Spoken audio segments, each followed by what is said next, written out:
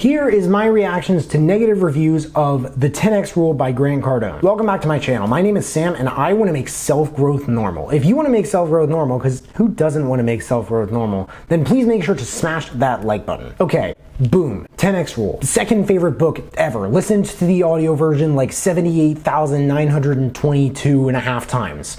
I have a lot of good things to say about it, but some people have a lot of bad things to say about it. So what do I have to say about that? And what do you guys have to say about it? By the way, please let me know if any of these stand out to you in the comments. Let's be realistic, guys.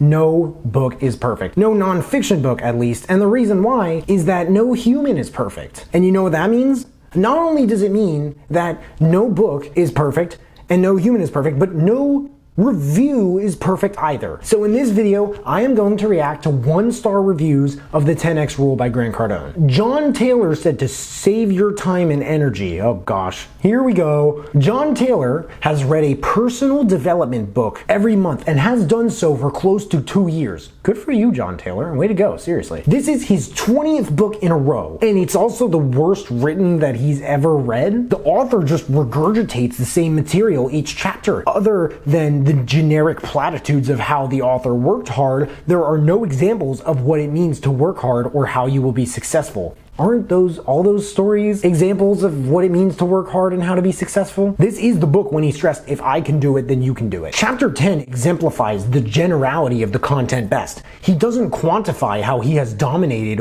or compare his sales system to the success of other sales systems, just states, I came out on top. Okay, this is kind of true. Then in the next paragraph, he states that Apple didn't follow the way others created computers and now they're dominating. He didn't give one example of how Apple distinguished itself. Yeah, but is it false? Come on, John, does he need to give all these examples? Does he have to? Apple is literally a big enough example that I imagine most people probably get his point. To most people, I imagine this is sufficient, that you don't need a lot of examples for the majority of people at all. Most negative reviews would not bother mentioning something like this. But I suppose it would help for credibility purposes. If you're in sales, which Grant is like no one else, you know how important credibility is when it comes to winning over, especially a customer who cares about it. I'm not letting Grant off the hook for this 100%, but that's because we're not talking about 0% of customers here being the ones who care a lot about credibility and backing up your claims with quantities and sources and stuff like that. Going to the whole thing that John said about citing who originally said what quote. To a lot of people, Grant probably figured 11 years ago when he put the 10X Rule together that it doesn't really matter who said what. And he may have been right, because I've never heard anyone say any qualm this specific about the quality of his writing. And let me tell you, Grant Cardone's writing is riddled with grammatical errors that are not dialectical at all. Grandmaster Stifler said it's filled with fluff and vague throughout, unsure what the hype is about. This is a book looking to motivate you without specific actions to take. The application is very vague and open to interpretation. The first step to dominating is to decide to dominate. I kept reading, eventually thinking Cardone would get to the point and give his audience actionable steps to take, but no luck. I'm 10x disappointed. Okay, first off, Stifler from American Pie? What I'm wondering is American why? This is kind of a weakness in the book. He's not that specific. But with the whole thing about dominating is something that you decide to do before doing. Dominating things, it doesn't just happen by accident. He accidentally dominated the sales industry. Like, when you dominate anything at all, you have to decide to do it first. By dominate, for Grandmaster Stifler's sake, let's be specific. Let's actually look up the word dominate. The technical definition is have a commanding influence on or exercise control over. You could be talking about getting your way in an abnormal sales situation with a customer, with a spouse or family member on what restaurant you're gonna go to for dinner, or with your dog about where she's gonna pee every morning, on the carpet or on the grass, or something larger like your whole targeted niche online. Maybe I wanna perform better with this video in YouTube ranks than all the others reacting to negative reviews of this book. If I'm doing a good job, by the way, or a great job, please make sure to smash that like button. I do have to say though, Grandmaster Stifler didn't even specify what kind of actionable steps he was looking for in the book. Actionable steps towards what? Amazon customer said this book is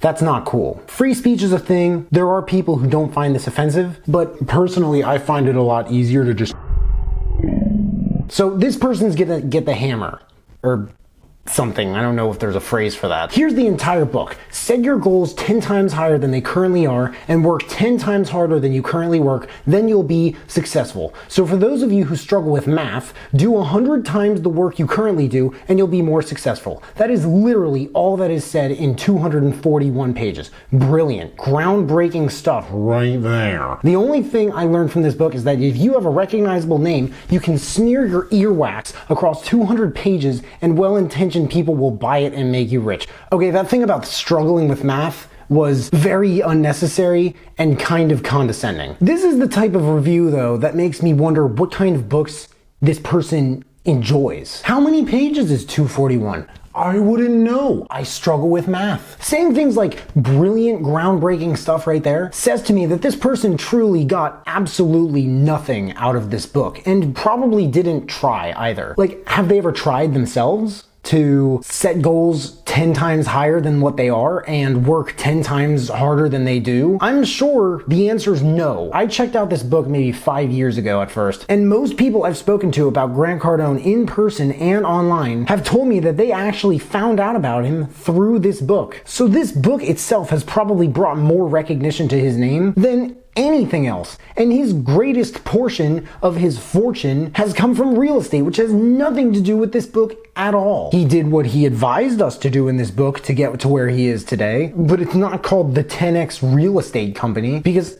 I don't know, I feel like that sounds kind of silly. This person doesn't even put him or herself out there with a name like Grandmaster Stifler. At least Grandmaster Stifler gave himself a name. Props to you, Grandmaster Stifler, really. I hope you're happy, Amazon customer. You and your 1X rule mindset. The nerve. Here are the Audible reviews. Anonymous user, a lot of Grant Cardone's biggest haters have no names, said that it's absolutely terrible advice. He basically goes on and on about how all you need to do is work hard. He's no doubt successful, but I would consider this book a scam filled with BS. There's no real substance. Just look on YouTube and you'll see what a nut job this guy is. I simply could not finish this joke of a book. Spend your money on something with actual value. Here's what Warren Buffett says. Price is what you pay and value is what you get. So I'm kind of confused. What makes that bad advice? Does hard work not get you anywhere? If he's no doubt successful, it makes me wonder how hard this person worked to come to the conclusion that they simply could not finish the book. Somewhere in that book, you do actually hear him say, quit being a hater, man. Find out what it takes to get to the top. And sometimes with books like this, that's all you need to hear. It just takes 1 or 2 sentences to really get you thinking about something that's big. You might hear something like that and think, I really am kind of a hater with certain people, come to think of it. And you think about it a few more times that day, and you watch a video of him talking about how to make $1 million online or something, and you do a little research, and you try a few different online gigs, and you fail miserably because you don't have the mindset to stomach the failure that comes with them. Why is that, you ask? Because you simply couldn't finish this joke of a book. His joke of a book.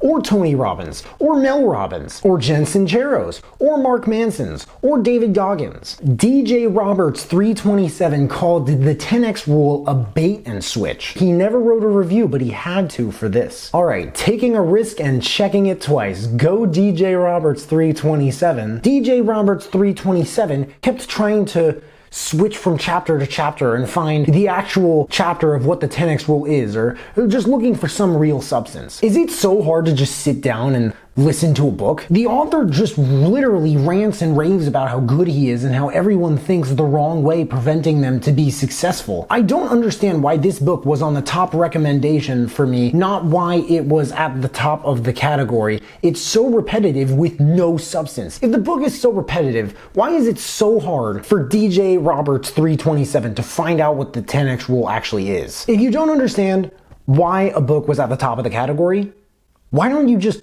check out some positive reviews of the book? Check mine out. Or don't. If it's that bad of a book, you might not like the review.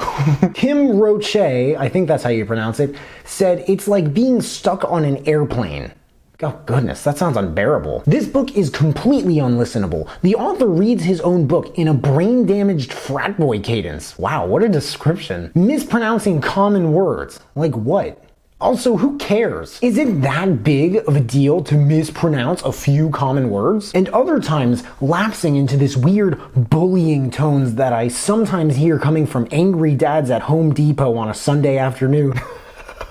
Who goes to Home Depot on Sunday afternoon? If it were a book, I would have thrown it.